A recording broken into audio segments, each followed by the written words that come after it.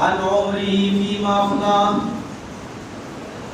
تجھے جب سے ہوش آیا اس وقت سے لے کر موت کے وقت تک جو پوری زندگی جتنی عمر ہم نے تجھے دی، اس عمر کو تو نے کہاں خرچ کیا، اس کے بارے میں بتا۔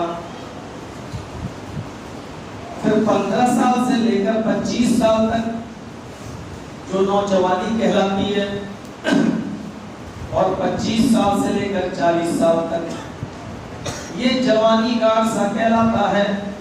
اللہ رب العالمین 15 سال سے لے کر 40 سال تک نوجوانی اور جوانی کے تعلق سے الگ سے سوال کرے گا۔ وَعَنْ شَبَابِهِ فِيمَا أَبْلَىٰ، اے میرے بندے ہم نے تجھے جو جوانی کی تھی اس جوانی کو کہاں خرچ کیا۔ عمر میں سب شامل ہے، لیکن جوانی کے تعلق سے الگ سے سوال۔ اس سے پتہ چلتا ہے کہ جوانی کی عبادت اللہ تعالیٰ کو کتنی پسند ہے۔ جوانی میں کیا ہوا صدقہ اور خیرات اللہ رب العالمین کو کتنا پسند ہے۔ عمر کے بارے میں بھی بتاؤ اور جوانی کے بارے میں بھی بتاؤ کہ اپنی جوانی کو کہاں خرچ کیا۔ وَعَمْ مَالِهِ، مال کے بارے میں بتاؤ۔ یہ مال کے بارے میں 2 سوال۔ کمایا کہاں سے، حاصل کہاں سے کیا۔ کل تک تمہارے پاس کچھ نہیں تھا اور 2 سال کے اندر اندر کئی بلڈنگوں کے، کئی زمینوں کے، کئی پراپرٹیوں کے مالک۔ میں نہیں کہہ رہا ہوں کہ تمہارے پاس غلط مال ہوگا، جائز ہوگا، حلال ہوگا، لیکن آیا کہاں سے، اس کا جواب دو۔ آپ کے جواب پر ڈیپینڈ ہے فیصلہ۔ وَعَمَّالِهِ، مال کے بارے میں پہلا سوال کمایا کہاں سے، حاصل کہاں سے کیا۔ أَيْنَ أَنفَقْتَ، اور چوتھا سوال مال کے تعلق سے دوسرا سوال خرچ کہاں کیا۔ کمایا کہاں سے یہ بھی بتاؤ اور خرچ کہاں کیا۔ صرف کمانا جائز طریقے سے یہی صحیح نہیں ہے، بس کما لیا، حلال ہے ہماری حلال کمائی، لیکن خرچ بھی کرنا ہے اس کو، اور کہاں خرچ کرنا ہے اس کا ایک الگ سے جواب۔ سوال جواب ڈھونڈو۔ عمر کہاں بتائی، جوانی کہاں خرچ کی، مال کہاں سے کمایا، خرچ کہاں کیا، یہ 4 سوال، اور 5واں سوال ہوگا وعن علمہ، علم کے تعلق سے تم نے جو علم حاصل کیا تھا اس علم پر تم نے خود کتنا عمل کیا اور لوگوں تک کتنا پہنچایا۔ جب تک بندہ ان 5 سوالوں کے جواب نہیں دے گا قیامت کے دن اس کا قدم ہل بھی نہیں سکتا۔ کوئی نفس کسی نفس کے اوپر ذرہ برابر ظلم نہیں کر سکتا۔ آج ہوگا ہمارے بیٹے نے کسی دوسرے کے بچے کو مار دیا،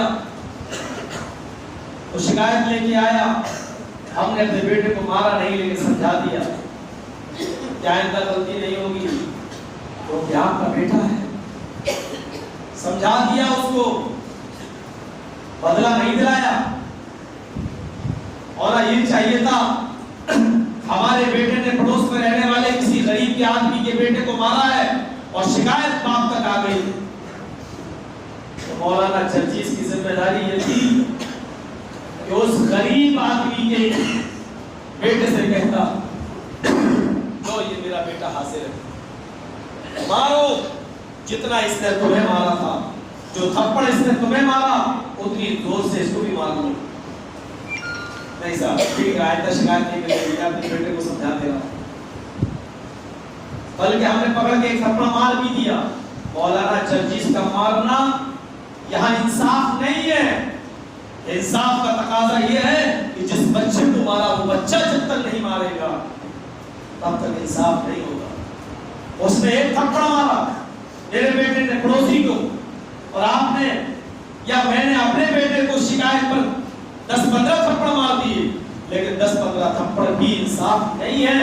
انصاف یہ ہے کہ میرے پڑوسی کا بچہ جب تک میرے بچے کو نہیں مارے گا تب تک انصاف نہیں کہلایا جائے۔ بہت آسان ہے خطبے سن لینا، بہت آسان ہے بھیڑ لگا لینا، بہت آسان ہے کسی مولانا کا نام سن کے جمعے کے دن وقت سے پہلے آ جانا، لیکن سن کر اس کی باتوں پر عمل کرنا بہت مشکل ہے۔ یا کوئی سینگ والی بکری بغیر سینگ والی بکری کو بھی اگر سینگ مار دے گی تو قیامت کے دن اللہ اس پہ سینگ بکری کو بھی سینگ دے گا اور کہے گا بدلہ لو۔ ادھر بکریوں کے درمیان بھی انصاف دلایا جائے گا۔ یوم لا تملک نفس لنفس شیئا والامر یومئذ للہ۔ حکم دیا جا رہا ہے آج کے دن کوئی نفس کسی نفس کی مالک نہیں ہے، آج کے دن کوئی کسی کے اوپر ذرہ برابر اختیار نہیں رکھتا۔ والامر یومئذ للہ، آج کے دن سارے معاملات تو اللہ کے ہاتھ میں ہیں، کوئی اختیار نہیں رکھتا۔ بڑے بڑے بادشاہ، سعودیہ کا بادشاہ بھی ہوگا، ایران کا بھی ہوگا، امریکہ کا بھی ہوگا، پاکستان کا بھی ہوگا، انڈیا کا بھی ہوگا، ایران و توران کے بادشاہ بھی ہوں گے، پوری دنیا کے ہر ملک کا بادشاہ کھڑا ہوگا اور اللہ رب العالمین سوال کر رہا ہوگا لمن الملک اليوم، اے دنیا میں اپنے اپنے ملک کی بادشاہت سنبھالنے والوں، اپنے اپنے ملک کی ملکیت کو سنبھالنے والوں، آج تم سب میرے سامنے کھڑے ہو، بتاؤ لمن الملک اليوم، آج کے دن کا بادشاہ کون ہے، آج کے دن کا مالک کون ہے؟ آواز آئے گی للہ الواحد القہار، آج کے دن کا پورا مالک صرف اللہ رب العالمین ہے، اس کے علاوہ کوئی نہیں، صرف وہی اکیلا ہے۔ زبردست یہ صورتحال ہے۔ اس دن کے لیے ہم نے کیا کیا؟ دنیا کے لیے تو کر لیا، ہم نے اتنی پراپرٹی اکٹھی کر لی کہ میرے مرنے کے بعد میرے بچے لڑے گئے، کر لیا، ان کا فیوچر ہم نے بنا دیا، لیکن ہم نے اپنے لیے کیا کیا؟ قیامت کے دن کے لیے کیا کیا؟ یبصرونہم یود المجرم لو یفتدی من عذاب یومئذ ببنیہ وصاحبتہ واخیہ وفصیلتہ التی تؤویہ ومن فی الارض جمیعا ثم ینجیہ۔ قرآن کریم کی اس آیت پر غور کرو۔ یہ بیٹے کھڑے ہیں، یہ بیٹیاں کھڑی ہیں، یہ بھائی کھڑا ہے، یہ بیوی کھڑی ہے، یہ دوست کھڑے ہیں، ایک دوسرے کو دکھا دیا جائے گا، یہ کون ہے؟ ماں ہے، باپ ہے، بھائی ہے، بہن ہے، دوست ہے، سب ایک دوسرے کو دکھا دیے جائیں گے۔ اس کے بعد اللہ رب العالمین مجرم کو کہے گا آج یہ تمہارے رشتہ دار تمہارے کوئی کام نہیں آ رہے، تم بدعمل ہو کر مرے تھے، بے نمازی ہو کر مرے تھے، بد کردار تھے تم، ہم نے تمہارے سارے خاندان کو، سارے تمہیں قبیلے کو، تمہاری اولاد کو، تمہارے بیٹوں کو، تمہاری بیوی کو، تمہارے دوستوں کو، سب کو جمع کر دیا، اگر کوئی بچا سکتا ہے تو بچا لو، ہے کوئی تم میں سے جو اسے بچا لے، ہم نے تمہیں جہنم میں ڈالنے سے پہلے ایک موقع دے دیا ہے، کیا کوئی بچانے والا جو بچا لے؟ اس دن مجرم چیخ اٹھے گا، قیامت کا دن ہوگا، میدان محشر کی گھڑی ہوگی، اور اس دن مجرم کیا کہے گا؟ یود المجرم لو یفتدی من عذاب یومئذ ببنیہ، اللہ کے عذاب کو اپنی آنکھوں سے دیکھ کر کہے گا آج تو میرے پاس بچنے کا راستہ نہیں ہے، تو وہ اپنے آپ کو بچانے کے لیے کتنی بڑی پیشکش کرے گا، اللہ کے سامنے کتنی بڑی پیشکش رکھ دے گا، وہ کہے گا اے اللہ یہ میرا بیٹا ہے، اے اللہ یہ میری اولاد ہے، یہ میرے بچے ہیں، اے اللہ آج میں تجھے اپنی اولاد کو دے رہا ہوں، آج میں تجھے اپنے بیٹوں کو دے رہا ہوں، اللہ یہ میری اولاد ہے، تو ان کو جہنم میں ڈال دے لیکن مجھے بچا لے۔ لو یفتدی من عذاب یومئذ ببنیہ، وہ فدیے میں دے گا، وہ کہے گا اے اللہ یہ میری اولاد ہے، آج میں اس کو دے رہا ہوں، تو تو اس کو لے لے، ان کو تو جہنم میں ڈال دے، لیکن مجھے بچا لے۔ یہی اولاد ہے جس کے لیے ہم کمایا کرتے تھے، یہی بیٹے اور بیٹیاں ہیں جن کے لیے ہم نے نمازیں چھوڑی ہیں، جن کے لیے ہم نے بڑے بڑے کاروبار سنبھالے تھے اور اسی میں ہم نمازیں اور روزوں کو چھوڑے بیٹھے تھے، اللہ کی عبادت سے غافل تھے۔ اتنی بڑی پیشکش اپنی اولاد کو دے دے، لے لے لیکن مجھے بخش دے۔ لیکن دنیا میں تصور کرو، وہ اولاد جس کا ہلکا سا بخار رات کے 1 بجے 2 بجے اگر اس کو چڑھ جائے تو ہماری نیندیں اڑ جاتی ہیں، ہم رات میں اپنے بچے کو لے لے کے ڈاکٹر کے پاس بھاگتے ہیں۔ جس بچے کا ہلکا سا بخار بھی رات میں ہمیں سونے نہیں دیتا، قیامت کے دن اس بچے کو ہم آگ میں ڈالنے کے لیے تیار ہوں۔ ہم اپنے جلسوں میں مصروف تھے۔ ایک مثال دے رہا ہوں حقیقت پر مبنی۔ 8-10 دن کا دورہ تھا، بہار یا بنگال کی کسی جلسے کے اندر ہم تھے۔ رات کے 1:30-2 بجے کے آس پاس جلسہ ختم ہوا، گھر سے فون آتا ہے آپ کے بیٹے کی طبیعت خراب۔ چھوٹا بیٹا اس وقت 3 سال کا تھا، آج 5 سال کا ہے، پیٹ کے درد سے تڑپ رہا ہے۔ صبح فجر کی اذان ہو گئی، نیند نہیں آئی، ڈاکٹر دکانیں بند ہیں، ڈاکٹر مل نہیں رہے، فون پہ فون، کبھی چچا زاد بھائی کو فون لگا رہا ہوں، کبھی پھوپھا زاد بھائی کو فون لگاتا ہوں، کبھی اس رشتہ دار کو لگاتا ہوں، کبھی اس رشتہ دار کو لگاتا ہوں۔ پتہ چلا کہ کوئی ڈاکٹر دکان کھولنے کے لیے، کلینک کھولنے کے لیے تیار نہیں۔ بالآخر گاڑی نکلوائی اور اس کو رات کے اندھیرے ہی کے اندر اپنی ماں اور باپ کے ساتھ سرکاری ہاسپٹل میں بھجوایا۔ جب بوتل چڑھی، انجیکشن لگے، آرام کی خبر سنی کہ اب بچے کو آرام ہے، تب جا کر سکون ملا۔ میرے پیارے ساتھیوں، ایک ہلکا سا فون بیٹے کے پیٹ میں درد، مولوی جرجیز کی رات کی نیندیں خراب کر دیتا ہے۔ قیامت کے دن کا وہ منظر تو دیکھیے کہ ایسی ہم جیسے باپ قیامت کے دن چیخ پڑیں گے، لو یفتدی من عذاب یومئذ ببنی، اے اللہ میری اولاد کو جہنم میں ڈال دے لیکن مجھے بچا۔ اندازہ لگائیے، سننا بہت آسان ہے۔ اللہ کہے گا تمہارے بیٹے پر، بیٹوں کو جہنم میں ڈالنے کے بعد بھی تم نہیں بچ رہے ہو، بیٹوں نے تو کچھ نہیں کیا ہے، جرم تم نے کیا، بیٹوں کو سزا کیوں ملے؟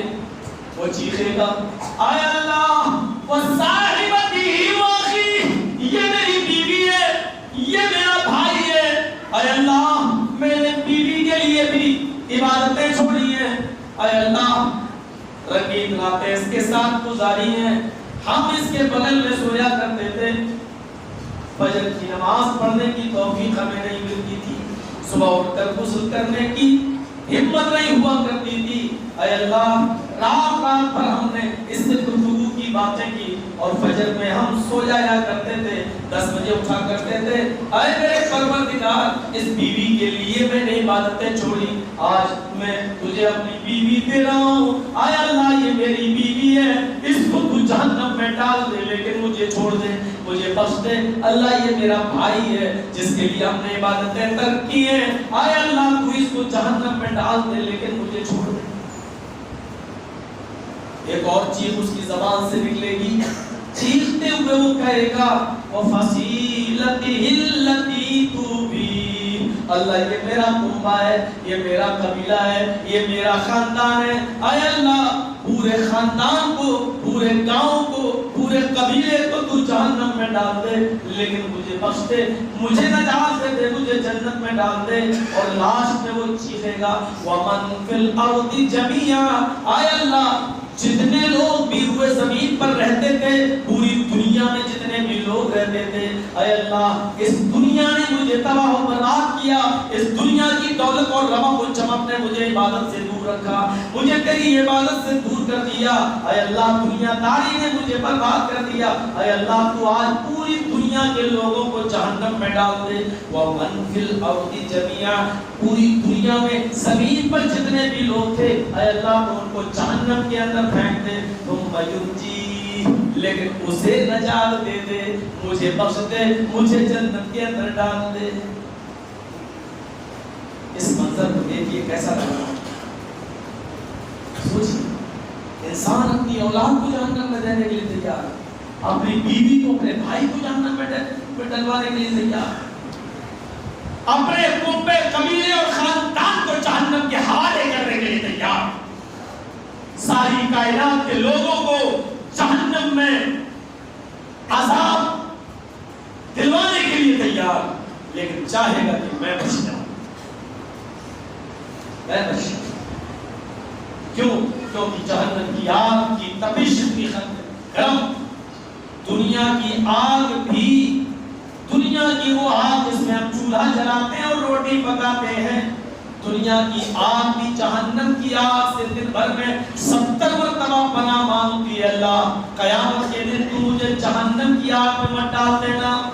ارے آگ کا کام تو جلانے کا ہے, لیکن یہ آگ بھی دنیا کی جہنم کی آگ سے اللہ سے پناہ مانگتی ہے کہ جہنم کی آگ میں ہمیں مت ڈال دینا.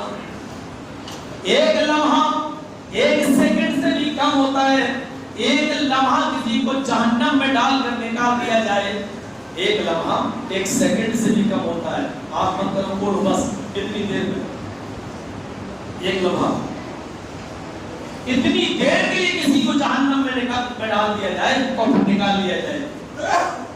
اور اللہ کے نبی فرماتے ہیں پھر اس کو دنیا کی آگ میں ڈال دو, تو جو آدمی جہنم کی آگ میں ایک لمحہ رہ کر آیا, ایک لمحہ بس ایک سیکنڈ سے بھی کم, اتنی دیر جو آدمی جہنم کی آگ برداشت کر کے آیا ہو, پھر اس کو دنیا کی آگ میں ڈال دو تو دنیا کی آگ میں اس کو ایسے نیند آ جائے گی جیسے وہ گرم اے سی میں سو رہا ہے, جیسے وہ سردیوں کی رات میں ہیٹر اپنے کمرے میں روم ہیٹر جلا کر سو رہا ہے, ایسا اس کو آرام سے نیند آ جائے گی. اس کو دنیا کی آگ میں کوئی نقصان نہیں پہنچا پائے گی, دنیا کی آگ میں وہ سو جائے گا. اس سے اندازہ لگا سکتے ہیں آپ کہ جہنم کی آگ کتنی خطرناک ہو. کہاں ہیں ہم؟ اس آگ سے بچنے کے لیے ہم نے کیا کیا ہے؟ اس آگ سے بچنے کے لیے ہمیں اور آپ کو سب کو معلوم ہے قیامت کا دن ہوگا, میدان محشر لگی ہوئی ہوگی, حساب و کتاب ہو چکا ہوگا, جنتیوں کو جنت کے کنارے کھڑا کر دیا جائے گا, جہنمیوں کو جہنم کے کنارے کھڑا کر دیا جائے گا. ابھی نہ جنتی جنت میں گئے نہ جہنمی جہنم میں گئے, فیصلہ ہو چکا ہے, یہ جنتی ہیں یہ جہنمی ہیں. جنتی جنت کے دروازے پر کھڑے ہوں گے اور جہنمی جہنم کے دروازے پر کھڑے ہوں گے. ایک فرشتہ اپنے ہاتھ میں مرا ہوا تنبا لے کر آئے گا, مرا ہوا تنبا لے کر آئے گا, اس کا نام ہوگا موت. مرے ہوئے تنبے کو لے کر آئے گا, اس کا نام ہوگا موت. بخاری کی روایت ہے اس کا نام ہوگا موت. یعنی ہمیں اور آپ کو جو دنیا میں موت آتی ہے, اس کو ایک مرے ہوئے تنبے کی شکل میں لایا جائے گا. قیامت کے دن اس موت کو بھی موت آئے گی. ہمیں اور آپ کو جو دنیا میں موت آتی ہے یہ مرے ہوئے تنبے کی شکل میں لائی جائے گی, کیونکہ ہر مخلوق کو موت آنا ہے تو موت کو بھی موت آنا ہے. موت بھی تو مخلوق ہے نا اللہ کی. الذی خلق الموت والحیات, اللہ نے موت اور زندگی کو پیدا کیا, تو جو چیز پیدا ہوئی وہ مخلوق ہے. موت بھی پیدا ہوئی, زندگی بھی ہے, تو زندگی تو ختم ہو گئی, چلو ہمیں موت آ گئی, زندگی ختم.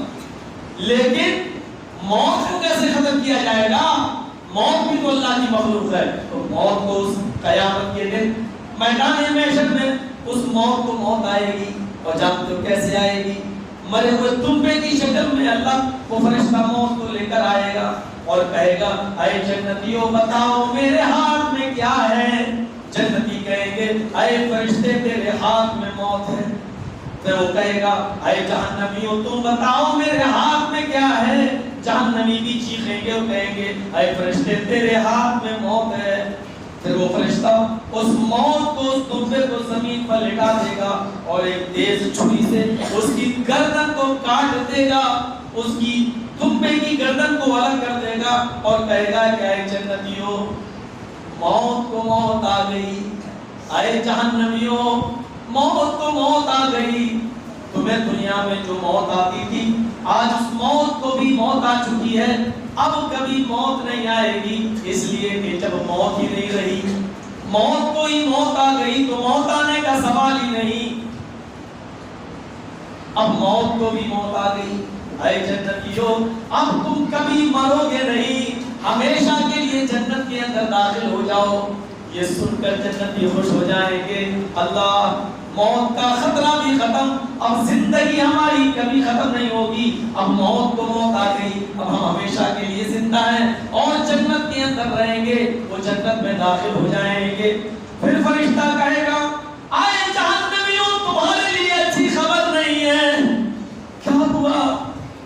का मौत को मौत आ गई, अब तुम्हें भी कभी मौत नहीं आएगी। ऐ जहन्नमियों जाओ हमेशा के लिए जहन्नम के अंदर दाखिल हो जाओ, अब तुम मरना भी चाहोगे तो तुम्हें मौत नहीं आएगी। जहन्नमियों को जहन्नम में डाल दिया जाएगा, फिर उनको कभी मौत नहीं आएगी और हमेशा हमेशा के लिए अज़ाब में मुब्तला रहेंगे। कुरान कहता है ला यमूतु फीहा वला यहया, वो जहन्नम में जब दाखिल कर दिए जाएंगे जहन्नमी, तो जहन्नम के अंदर न तो वो मरेंगे ही और ना ही उनको जिंदा रखा जाएगा, यानी वो जिंदा भी रहना चाहे तो नहीं रह सकते, जिंदगी मारा जा रहा है। बेनमाजी था तो सर कुचल दिया जाएगा, भारी पत्थर लेकर फरिश्ता उसके सर पे मारेगा, लो सर कुचल जाएगा, मर गया। इधर फरिश्ता जब तक पत्थर उठाएगा उधर तक उसको दोबारा फिर जिंदा कर दिया जाएगा। जैसे ही पत्थर उठाकर फरिश्ता तैयार होगा तब तक दूसरा फरिश्ता उसको फिर जमीन के ऊपर गिरा देगा और फिर भारी पत्थर उसके ऊपर फिर मारा जाएगा। और इस बेनमाजी को पूरी जिंदगी खत्म ही नहीं होगी, यानी हमेशा हमेशा अज़ाब दिया जाता रहेगा। एक सूदखोर होगा जो सूद खाता होगा, जो सूदी कारोबार करता होगा, जो 100 रुपए देकर 120 रुपए वसूल करता होगा, उसको जहन्नम के अंदर खून के तालाब में डाल दिया जाएगा और वो तैरता हुआ बदबूदार खून पीता हुआ जैसे ही वो बाहर निकलने की कोशिश करेगा, फरिश्ता एक भारी पत्थर उसके सर पे मारेगा, वो फिर बीचों बीच खून के तालाब में चला जाएगा और बदबूदार खून में डुबकियां लेगा, पिएगा, तैरना भूल जाएगा, उसी में गोते लगाएगा और बदबूदार खून पिएगा और कहा जाएगा तो मैं गरीबों का खून चूसने का बड़ा शौक था, चूसो पियो, कितना खून पियोगे, ये उन्हीं गरीबों का खून है जिसमें तुम्हें डाला गया है।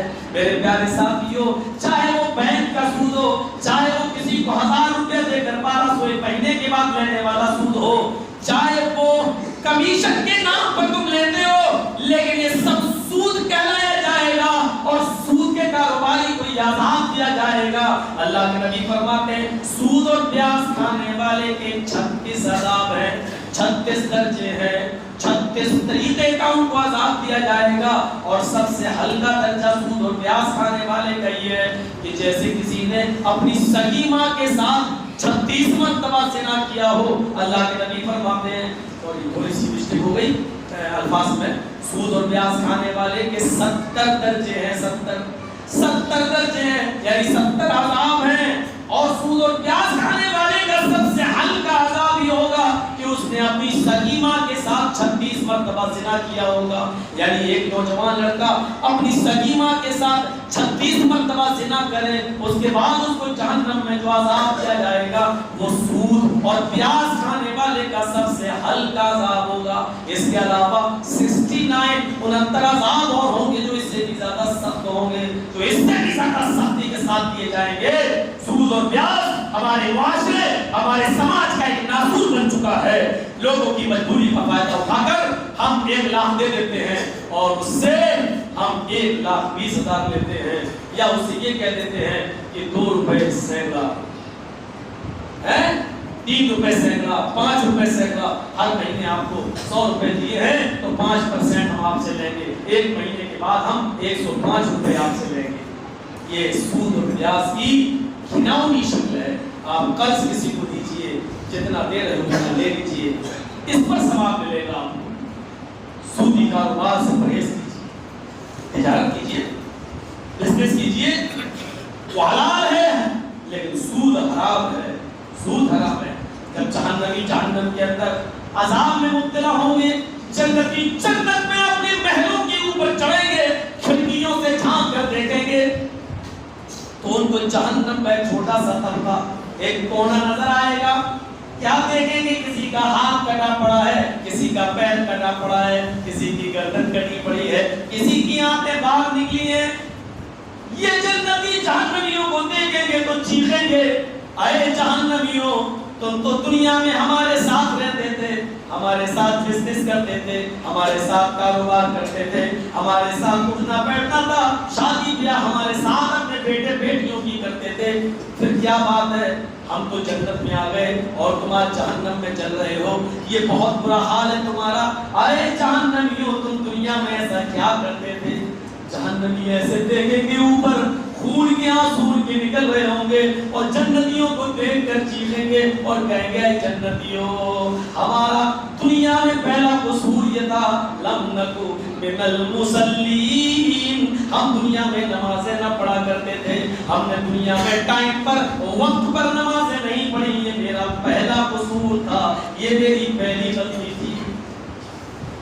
ولا نحض علی طعام المسکین، آئے جنتیوں میں دوسرا قصور یہ تھا کہ ہم مسکینوں کو، فقیروں کو کھانا نہیں کھلایا کرتے تھے، اور ہمارا تیسرا قصور یہ تھا کہ جہاں دینی باز اور نصیحتیں ہوا کرتی تھی اس نصیحتوں سے ہم بھاگتے تھے، ہم نصیحتوں پر عمل نہیں کرتے تھے، ہم بازوں پر عمل نہیں کرتے تھے، ہم لمبے لمبے خطبے، لمبی لمبی تقریریں سنا کرتے تھے لیکن اس کی پر عمل نہیں کیا کرتے تھے۔ اس کے بعد جہنمی جنتیوں سے ایک گزارش کریں گے، اے جنتیوں، دنیا کا سمندر آج دے دیا جائے تو وہ سمندر بھی میں پی جاؤں گا، سمندر خشک ہو جائے گا لیکن میری پیاس نہیں بجھے گی، میں اتنا پیاسا ہوں۔ اے جنتیوں، تم تو جنت کی دودھ اور شہد کی نہروں میں آرام سے ہو، تمہارے جنت کے پانی کا ایک قطرہ اوپر سے ڈال دو، ایک بوند اوپر سے پھینک دو، اے جنتیوں، میں اپنا حلق کھولے دیتا ہوں، تمہاری جنت کا ایک قطرہ اگر میرے حلق میں آ جائے تو شاید میری پیاس بجھ جائے، ورنہ دنیا کے سمندر بھی میری پیاس نہیں بجھا سکتے۔ جنتی اپنی کھڑکیاں بند کرتے ہوئے کہیں گے، اے جہنمیوں، تمہارے اوپر جنت کا پانی تو بہت دور کی بات ہے، اللہ تعالیٰ نے جنت کی خوشبو تک کو حرام کر دیا ہے، سوری، میں تمہاری کوئی مدد نہیں کر سکتا۔ یہ کہتے ہوئے جنتی اپنے دروازے اور اپنی کھڑکیاں بند کر لیں گے۔ میرے پیارے ساتھیوں، یہاں پر نا امیدی ہاتھ لگے گی، نراشا ہاتھ لگے گی۔ اس منظر کو سوچئے اور اس دن کے لیے تیاری،